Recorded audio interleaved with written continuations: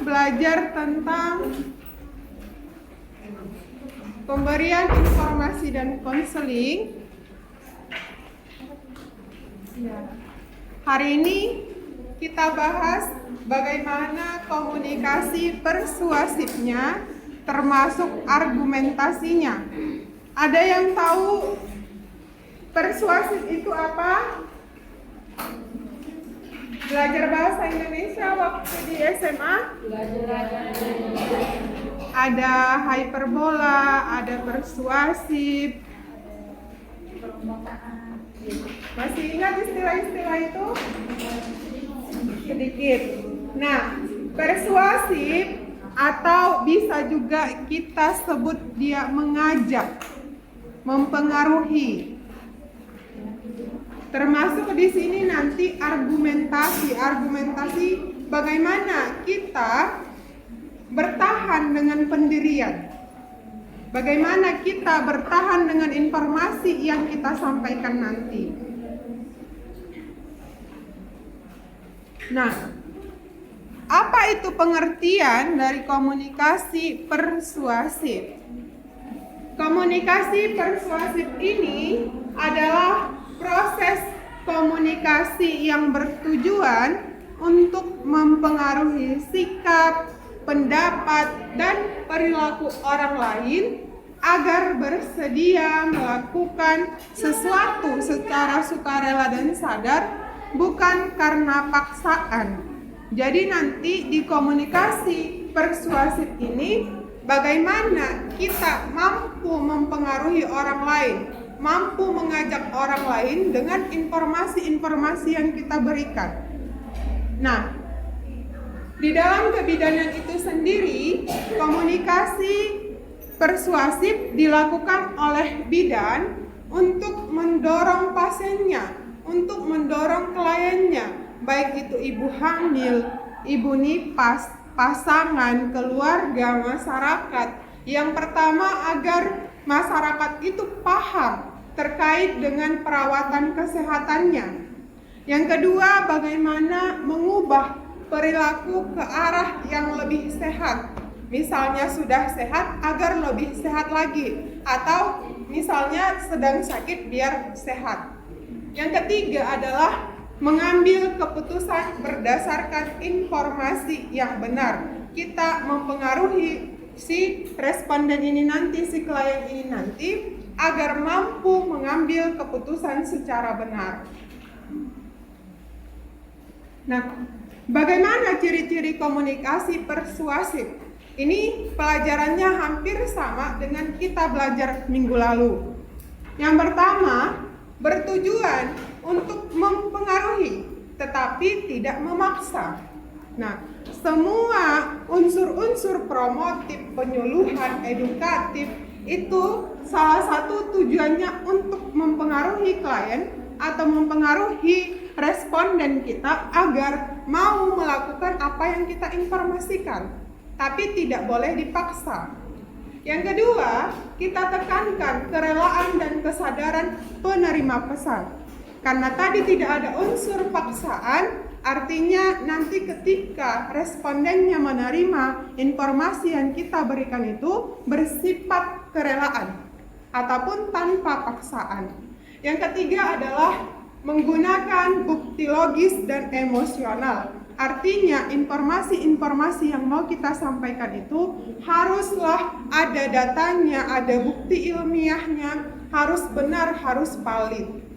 Yang keempat adalah komunikator. Kalau minggu lalu kita belajar tentang peran bidan dalam informasi dan konseling, salah satunya sebagai komunikator. Nah, komunikator ini berusaha memahami dan menghargai pandangan penerima pesan. Walaupun misalnya pesan yang kita sampaikan itu berbanding terbalik dengan pemahaman si respondennya ataupun si kliennya. Yang terakhir, terjadi dua arah. Artinya ada komunikasi dua arah antara bidan dan klien itu. Selanjutnya, tujuan dari komunikasi ini sendiri Yang pertama, mengubah sikap ataupun keyakinan klien terhadap suatu hal, misalnya mitos kehamilan. Ini misal. Nah, informasi yang kita berikan, komunikasi persuasif yang kita berikan nanti mampu mengubah mindset si klien ataupun si responden dari hal-hal yang masih tradisional kepada hal-hal yang bersifat logis ataupun fakta. Yang kedua, meningkatkan kepatuhan klien terhadap anjuran kesehatan. Jadi nanti si klien ini sudah mau berbuat ataupun bertingkah laku sesuai dengan kesehatan, atau misalnya berperilaku hidup bersih dan sehat. Nah, yang ketiga, membantu klien membuat keputusan yang aman dan rasional. Rasional artinya masuk akal. Yang keempat adalah menumbuhkan hubungan saling percaya antara bidan dan klien. Ini tujuan kita lakukan komunikasi persuasif. Nah, di unsur komunikasi persuasif ini, dimanapun kita melakukan komunikasi, ada beberapa unsur yang harus ada di dalamnya. Unsur yang pertama itu adalah adanya komunikator. Komunikator itu penyampai pesan. Nah, ini di sini komunikator itu adalah tenaga kesehatan, baik itu bidan, perawat, dokter umum, atau ahli kesehatan masyarakat. Nah, itu termasuk dia komunikator. Nah, komunikator ini harus memiliki kredibilitas, empati, dan kemampuan komunikasi yang baik, karena dia sebagai penyampai pesan. Makanya dia komunikasinya harus baik. Dia juga harus kredibel. Kredibel itu dia punya nama baik yang benar, punya nilai di masyarakat, itu namanya kredibel. Nah, yang kedua, ada pesan yang mau kita sampaikan. Pesan ini harus berisi informasi yang logis, emosional, dan faktual. Ini unsur yang kedua. Setelah adanya orang yang menyampaikan pesan, ada pesan yang disampaikannya. Yang ketiga, ada media. Media ini bisa lisan, bisa tulisan, bisa verbal, bisa non-verbal, bisa juga dia leaflet, flip chart, book chart, itu termasuk media. Media apa yang kita gunakan untuk menyampaikan pesan kepada si responden? Yang keempat adalah komunikan. Komunikan ini orang yang menerima pesan. Kalau komunikator tadi orang yang menyampaikan pesan, kalau komunikan itu orang yang menerima pesan. Dan yang kelima, ada efek ataupun dampak ataupun evaluasi dari pesan-pesan yang kita sampaikan. Jadi ada 5 unsur yang harus ada ketika kita melakukan komunikasi, baik itu komunikasi persuasif, komunikasi ketika konseling, ketika memberikan informasi, ketika kita penyuluhan, ataupun ketika memberikan edukatif di sekolah-sekolah.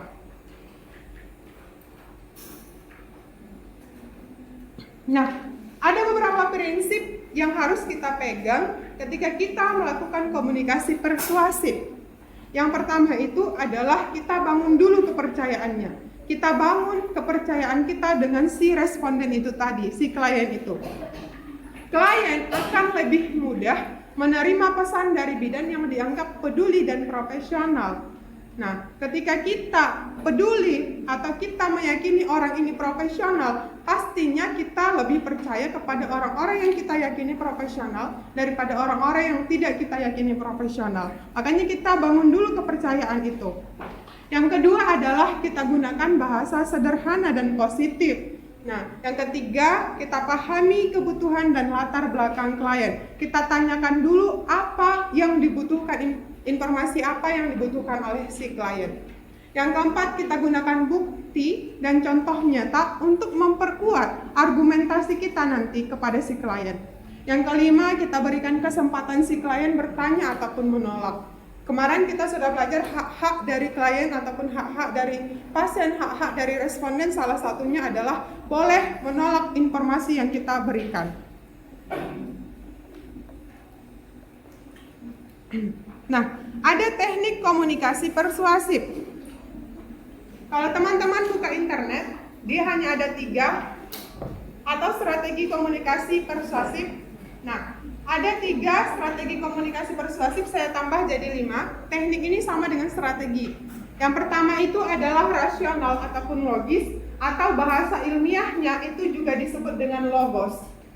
Nah, logos ini menggunakan data, menggunakan fakta, dan menggunakan data ilmiah ataupun menggunakan bukti-bukti ilmiah. Logis artinya benar. Nah, contohnya adalah menjelaskan manfaat ASI eksklusif.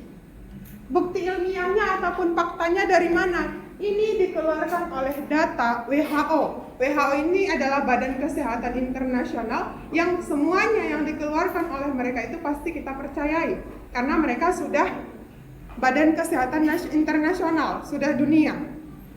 Nah, yang kedua, strateginya ataupun tekniknya adalah emosional. Emosional, bahasa ilmiahnya kita juga bisa sebut dia patos. Patos ini dia nanti dapat menyentuh perasaan si klien. Artinya informasi yang kita berikan dapat menyentuh perasaan si klien.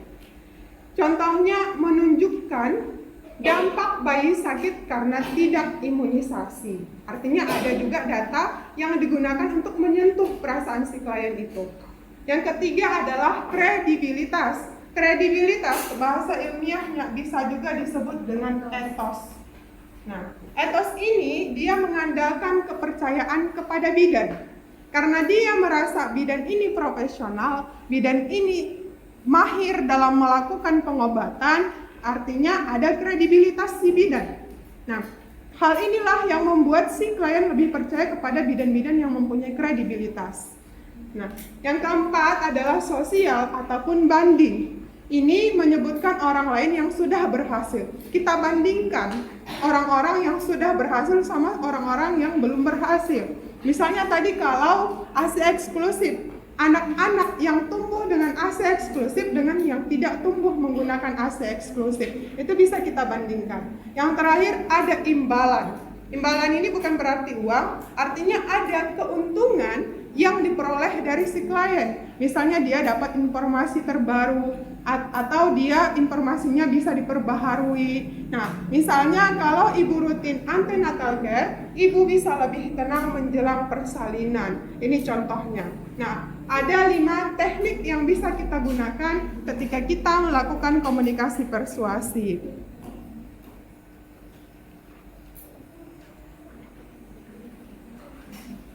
Ada yang mau ditanyakan sampai di sini?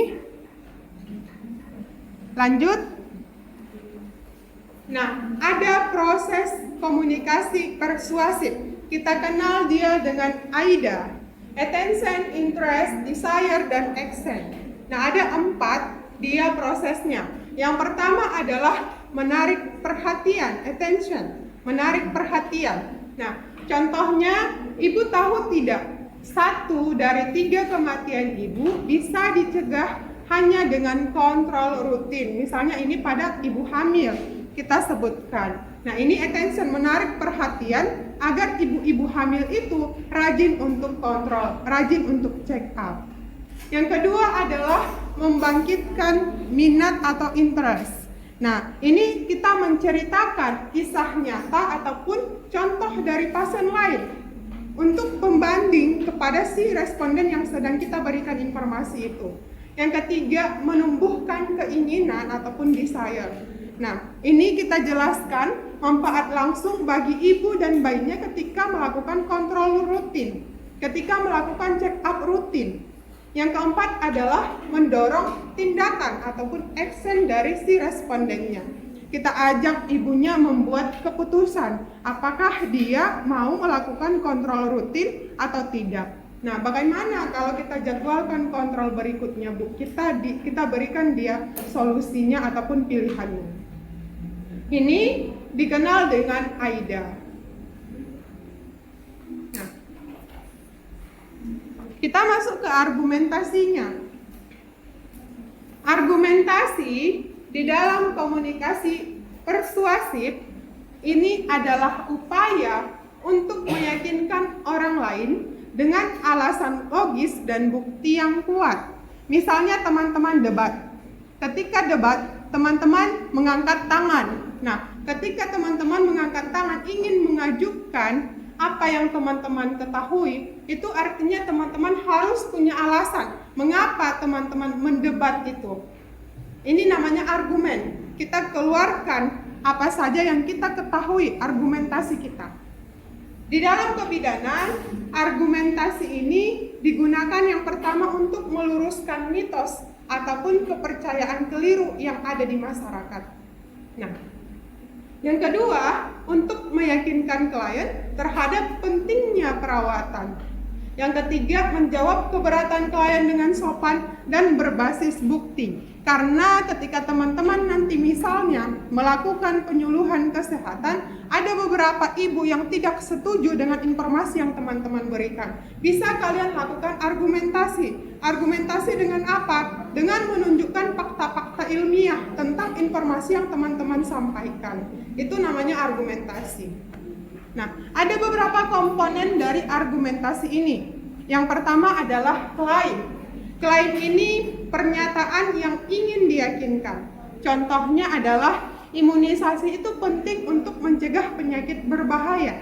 Misalnya ada ibu-ibu yang tidak suka anaknya diimunisasi. Nah, teman-teman boleh tekankan bahwa imunisasi ini bisa mencegah penyakit-penyakit berbahaya. Yang kedua adalah alasan.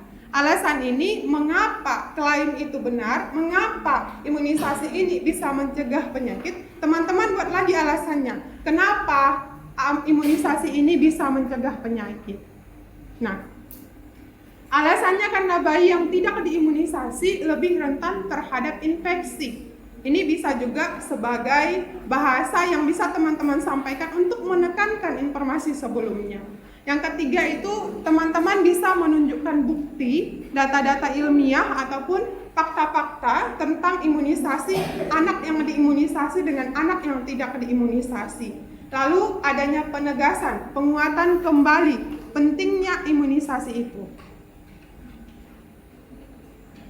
Nah, ini contoh klien menolak imunisasi karena anaknya takut demam.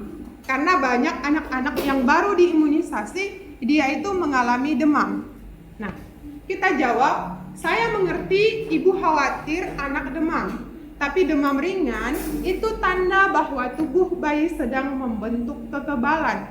Berdasarkan penelitian Kemenkes, efek itu normal dan tidak berbahaya.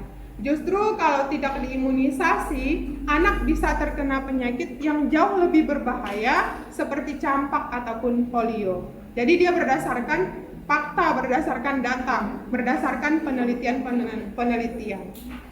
Nah, ini contoh argumentasi ketika nanti teman-teman di lapangan. Ada jenis-jenis argumentasi. Ini ada deduktif. Deduktif itu kalau kita belajar bahasa Indonesia artinya dari yang umum ke khusus. Nah, contohnya ketika kita memberikan informasi dari yang umum dulu baru yang ke khusus. Contohnya semua ibu hamil, semua artinya umum, perlu diperiksa ke bidan. Jadi ibu perlu periksa agar kehamilan terpantau. Jadi umum dulu, semua ibu hamilnya dulu, baru si respondennya itu, si ibu hamil yang satu itu. Jadi umum ke khusus. Kalau induktif, dia kebalikannya, dari khusus ke umum. Nah, beberapa ibu yang rutin kontrol bayinya lahir sehat. Jadi, kontrol rutin itu penting bagi semua ibu. Khususnya itu di sini adalah beberapa ibu. Nah, umumnya semua ibu. Gimana kalau kausal? Kausal itu ada hubungan sebab akibat. Sebab akibat itu kita lihat contohnya, ibu tidak mau imunisasi.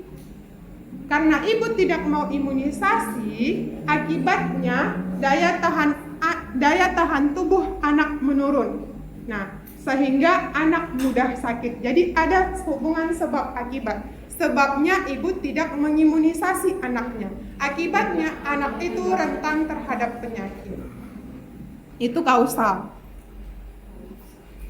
Nah, ada beberapa hambatan ataupun kekurangan yang kita jumpai ketika kita melakukan komunikasi persuasif. Yang pertama ini adalah perbedaan bahasa ataupun tingkat pendidikan.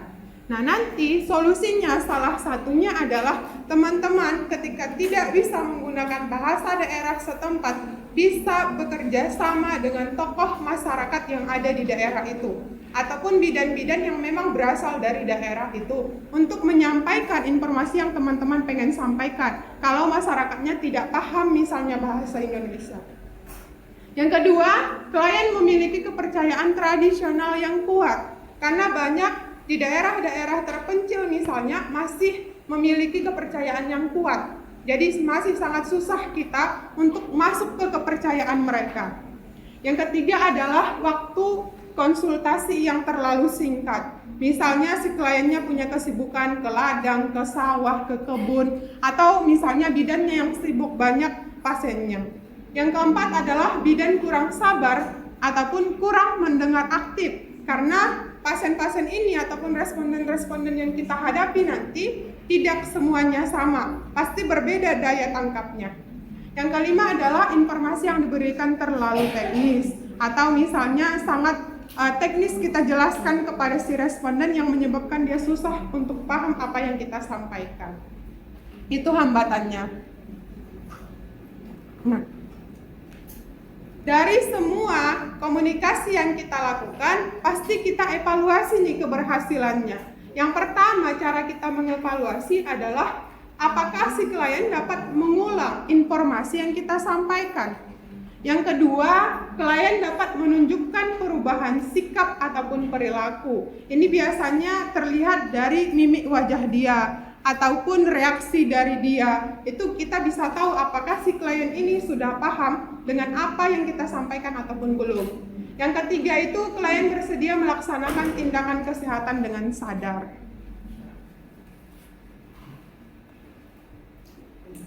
Nah, ini contoh penerapannya di kebidanan. Misalnya, kalau ibu enggan kontrol kehamilan karena merasa sehat, kita bisa gunakan nih komunikasi persuasifnya. Justru karena ibu sehat, kontrol itu penting supaya tetap sehat janin dan berkembang biak dengan baik.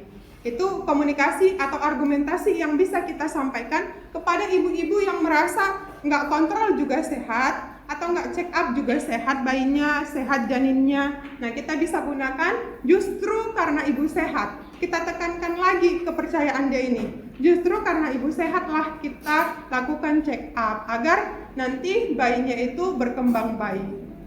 Nah, atau misalnya suami menolak KB karena takut efek samping. Nah, kita buat lagi nih, Bapak, sekarang banyak pilihan KB yang aman, bahkan bisa membantu ibu lebih cepat pulih setelah melahirkan. Atau ibu ingin melahirkan di rumah tanpa pendamping medis. Kita tekankan lagi, saya paham ibu dengan suasana nyaman, tapi di fasilitas kesehatan ada alat lengkap untuk membantu ibu dan bayi tetap aman. Jadi nggak apa-apa kita tekankan, bukan berarti kita langsung tolak nih.